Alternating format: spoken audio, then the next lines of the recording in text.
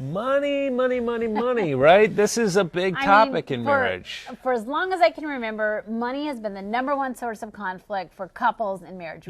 We know that from couples reporting that right. research. And personally, we have never had a fight about finances, have we? No, 'cause I do everything right. Yeah, it's inevitable. You're going to have, Yeah. often in our seminars we'll ask, how many of you have ever had a fight about finances? We get them to raise their hands.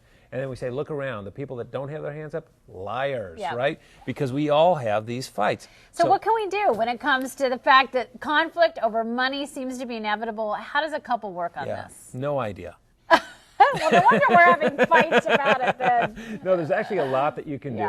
Yeah. Some of the practical things, of course, is to set up a budget. In fact, on our website, you're going to find a free resource there for setting up a budget. If you haven't done that yet, that's something to really give some serious thought to. What if you hate budgets, though? If you hate it, we've put this form together so it's pretty simple. And now, putting it together and living it out, that's a different story.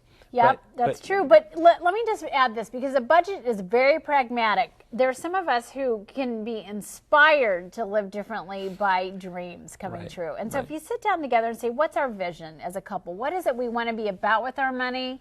What kind of future are we building? It's easier if you live in your feelings and you're maybe not drawn to the budget to commit to that, because you see your dreams are coming true. And to build in some of those rewards so you can see along the way, hey, we're making progress, and when we get to this stage, we're going to do X, Y, Z. The truth is, arguments about money happen for a couple reasons. One is it represents who has power in the relationship.